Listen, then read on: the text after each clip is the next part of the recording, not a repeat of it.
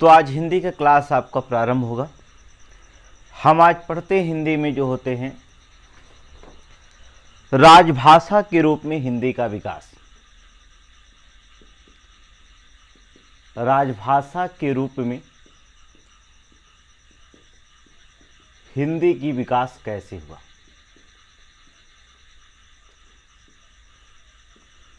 हिंदी किस आर्टिकल के तहत हिंदी को जो होता है राजभाषा का दर्जा दिया गया, और सबसे पहले किसके मन में विचार आया कि हिंदी को ही जो होता है राजभाषा बनाया जाए।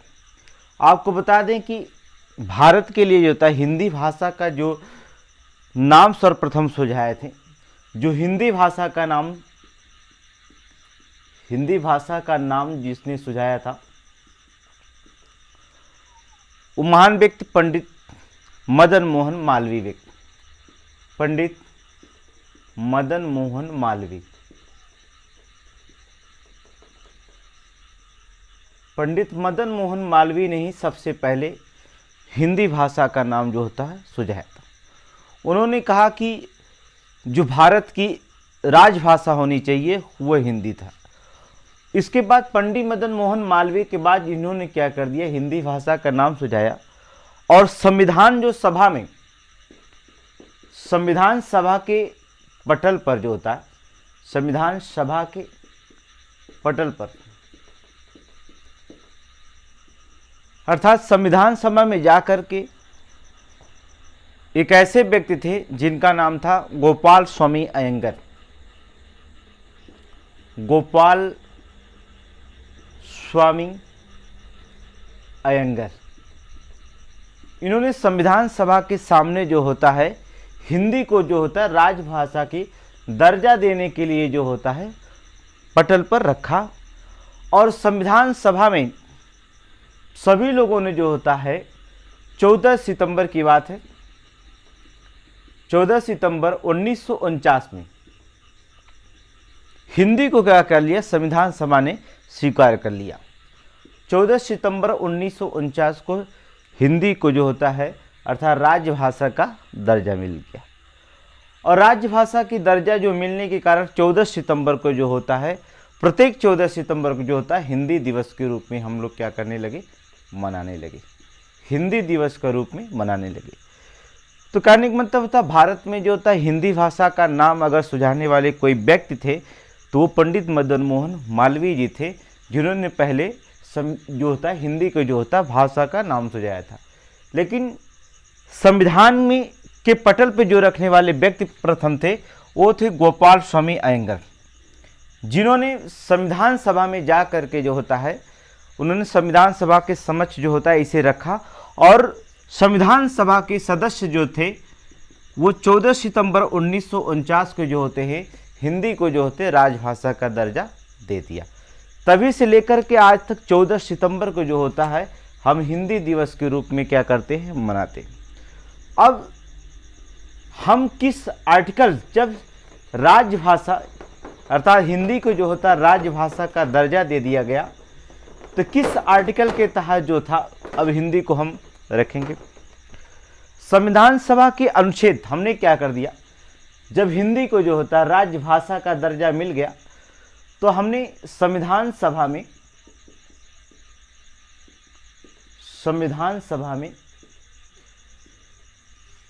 आर्टिकल 343 के तहत, आर्टिकल अर्थात अनुच्छेद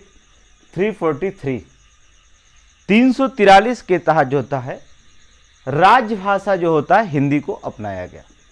राजभाषा हिंदी को अपनाया गया, और जो लिपि रखी गई थी वो लिपि थी देवनागरी लिपि। लिपि के रूप में हमने क्या रखा, देवनागरी लिपि। लिपि को क्या रखा हमने, देवनागरी लिपि। अभी हम आपको बता देंगे कि देवनागरी लिपि की उत्पत्ति कहाँ से और किस प्रकार से देवनागरी लिपि की उत्पत्ति हुई थी। तो आप अभी आर्टिकल 343 के तहत ही पढ़िए, अर्थात संविधान सभा ने राजभाषा के रूप में जो होता है हिंदी को जो होता अपनाया, और लिपि जो थी लिपि जो थी देवनागरी लिपि को क्या किया, उन्होंने अपनाया। फिर आर्टिकल 344 के तहत, अनुच्छेद 344 के तहत जो होता है, हमने क्या किया, राजभाषा आयोग का क्या कर दिया, गठन किया था। अर्थात राज्य की भाषा, प्रथम राज्य की भाषा आयोग का हमने क्या किया, गठन किया। आर्टिकल 344 अर्थात अनुच्छेद 344 के तहत जो होता है, प्रथम राज्य की भाषा, प्रथम राज्य की भाषा आयोग का क्या किया, गठन किया। और ये जो था आयोग का गठन, जो था आयोग का गठन सन 1955 में किया गया था। 1955 में जो था प्रथम राज्य की भाषा का आयोग का गठन हुआ था। जिस समय तत्कालीन राष्ट्रपति, उस समय राष्ट्रपति कौन थे, तत्कालीन राष्ट्रपति जो थे, आपको पता होगा डॉक्टर राजेंद्र प्रसाद थे, डॉक्टर राजेंद्र प्रसाद थे। और आयोग की अध्यक्षता कर रहे थे, जो आयोग था, इस आयोग को 1955 के तहत गठन किया गया। इसके अध्यक्षता जो कर रहे थे हुए थे बाल गंगाधर तिलक। अध्यक्षता करने वाले व्यक्ति थे बाल गंगाधर, खेर लिखेंगे, तिलक नहीं, ठीक है। तिलक एक अलग व्यक्ति हो जाते हैं, बाल गंगाधर खेर अलग है। तो आपको पता होना चाहिए कि संविधान सभा ने 343 के तहत जो होता है राजभाषा को हिंदी के रूप में अपना लिया, और इसकी लिपि को जो थे देवनागरी लिपि को रखा गया था। और आर्टिकल 344 अर्थात अनुच्छेद 344 के तहत जो होता है प्रथम राज्य की भाषा आयोग का गठन किया गया 1955 में। उस समय तत्कालीन राष्ट्रपति थे डॉक्टर राजेंद्र प्रसाद और अध्यक्षता कर रहे थे बाल गंगाधर तिलक। फिर हमने क्या किया गया, संविधान सभा ने फिर क्या किया, अनुच्छेद 350 के तहत जो होता है प्राथमिक स्तर पर राज्य की भाषा जो रखा गया वो हिंदी को ही रखा गया। कहा गया अनुच्छेद 350 में बताया गया, अनुच्छेद 350 क के तहत, 350 क के तहत जो था प्राथमिक, अर्थात कहा गया कि प्राथमिक स्तर पर जो होगा, जो प्राथमिक स्तर पर होगा वो आपकी मातृभाषा जो भी रखी जाएगी, प्राथमिक स्तर पर मातृभाषा के रूप में, मातृभाषा के रूप में हिंदी को रखा गया था। तो आपको 3 आर्टिकल से मिल गए हैं। आपको पहला आर्टिकल हमने बताया 343, दूसरा बताया 344, तीसरा बताया 350 का। ये तीनों आर्टिकल जो होते हैं हिंदी भाषा के राज्य विकास से जुड़े हुए आर्टिकल्स माने जाते हैं। जब संविधान में दर्जा दे दिया गया, फिर इसे क्या किया, किसी भी भाषा को जो होता है, आपको पता होगा कि हमारे 22 भागों में जो होता है किसी भी भाग में इसे जोड़ा गया। किस भाग में जोड़ा गया, तो हमने क्या किया, हिंदी को जो होता है, हिंदी के लिए जो होता है राजभाषा का दर्जा मिलने के बाद जो होता है हिंदी को भाग 8 में हमने क्या कर दिया, रखा, भाग 8 में रखा। जब संविधान सभा ने भाषा को अपनाया था तो सर्वप्रथम जो होता है भाग 8 में केवल 14 भाषाओं का उल्लेख था, 14 भाषाओं का उल्लेख मिलता है। जबकि आपको पता है कि वर्तमान में जो होता है, वर्तमान में जो भाषाएं बोली रखी गई है वो आपकी 24 भाषाओं का उल्लेख आपको मिलता है। कहने का मतलब होता है, अगर देखा जाए अभी 2 भाषाओं को मान्यता नहीं मिली है, लेकिन हम जो होता है 22 भाषाओं की तो मान्यता हो गई है। अभी करंट में 2 भाषाएं रखी जाएंगी, जब लद्दाख खंड बन जाएगा तो अभी हम 22 ही भाषाओं का वर्णन करेंगे। तो मूल रूप में जो होता है, मूल रूप में जो होता है जब भाग 8वीं अनुसूची में इसमें शामिल किया गया, 8वीं अनुसूची, भाग 8 नहीं बल्कि 8वीं अनुसूची अलग होती हैं, 8वीं अनुसूची में इसे क्या कर दिया गया, रखा गया। तो उसमें 14 भाषाओं का उल्लेख था, और अब देखेंगे वर्तमान में जो होता है 22 भाषाओं का उल्लेख मिलता है। इन 22 भाषाओं में 14 भाषाओं का उल्लेख था, तो ये और भाषाएं जो होती हैं 6 भाषाएं कैसे जोड़ेंगी, किस संविधान संशोधन के तहत जो होता है हम 6 भाषाएं लेकर के आए हिंदी में। तो पहले आपको संशोधन हुआ था 21वें संविधान संशोधन। 21वां संविधान संशोधन 1967 में माना जाता है।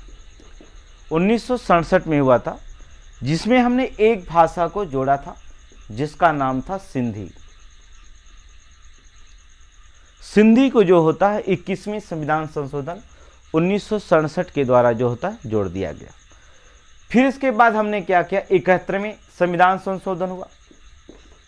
71वां संविधान संशोधन हुआ 1992 को, 1992 को। और 1992 को 71वें संविधान संशोधन द्वारा हम 3 भाषाओं को जोड़े थे। पहला जोड़े थे नेपाली, देखिए नेपाली की हमारी कोई सीमा नहीं रखती है। दूसरा जोड़े थे कोंकणी, और तीसरा जो जोड़ दिए थे वो मणिपुरी था। 3 भाषाओं को जोड़ा।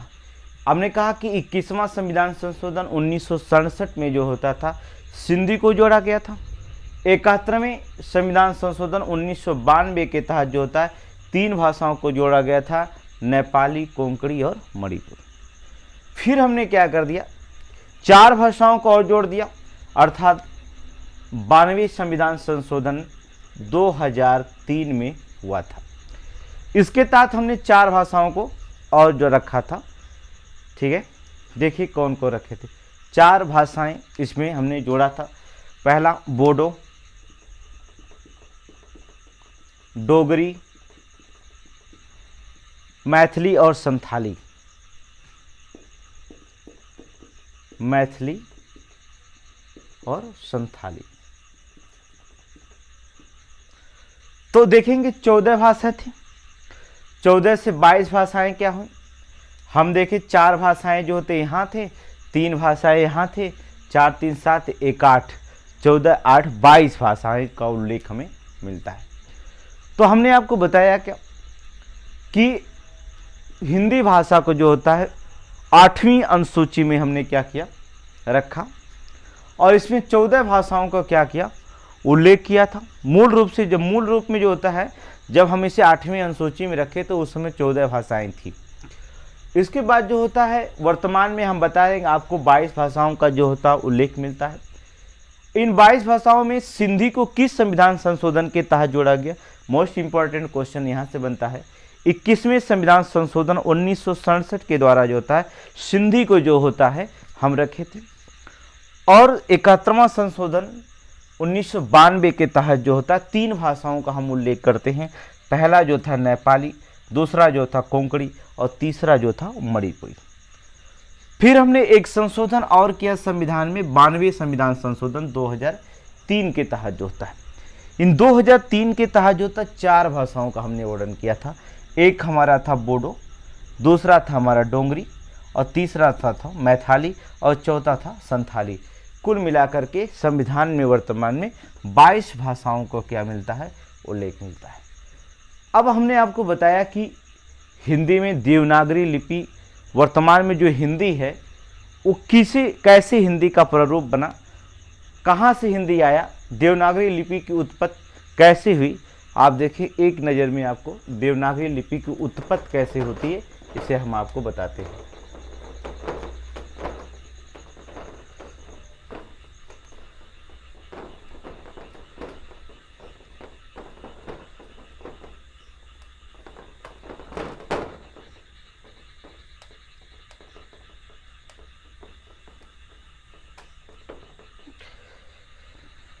देवनागरी लिपि की उत्पत्ति कैसे होती है, देवनागरी लिपि की उत्पत्ति।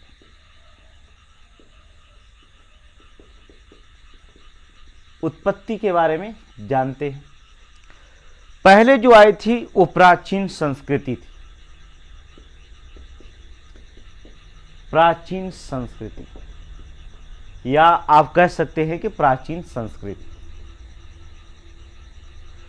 इसके बाद जो था प्राचीन संस्कृति जो होता है 2 भागों में बटी।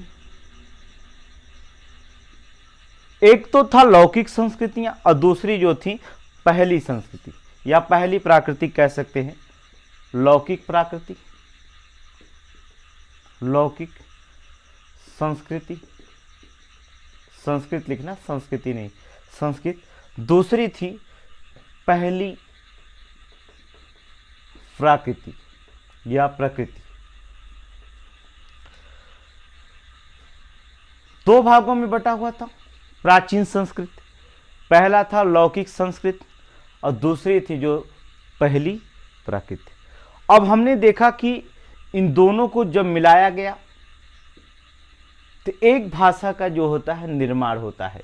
जब हम दोनों को मिलाते एक भाषा का निर्माण, जिस भाषा का नाम था पाली। इन पाली भाषा की उत्पत्ति होती है। तो आपको बताना पड़ेगा कि लौकिक संस्कृति और पहली प्राकृत के जो मिलाया जाता है तब हमें पाली भाषा का जो होता है निर्माण होता है। इस पाली भाषा को हम दूसरा, इसे कहा जाता है दूसरी प्राकृतिक, दूसरी प्राकृतिक। अब ये दो भागों में बट गया था। अब देखा जाता है कि इसे तीन भाग में लोग हम बांट करके अध्ययन कर सकते हैं। पहला जो था सौर सैनी था, सौर सैनी। दूसरा जो था अर्धमगधी था, अर्धमगधी। और तीसरा जो था वो था मगधी था, तीसरा जो था मगधी था। तो पाली भाषाओं को तीन भाषाएं का रूप होता है। क्वेश्चन पूछता है कि पाली भाषाओं का कितने रूप होते हैं, तो तीन होते हैं। एक सौर सैनी होता है, दूसरा जो होता है अर्धमगधी होता है और तीसरा जो होता है मगधी के रूप में चुना जाता है। और हमने क्या किया, सौर सैनी को दो भागों में बांट दिया था। सौर सैनी को हमने दो भागों में बांट दिया था। एक हमारा था नागर अपभ्रंश, नागर अपभ्रंश। और दूसरा जो हमारा नागर अपभ्रंश था वो अर्धमगधी अपभ्रंश था, अर्धमगधी अपभ्रंश था,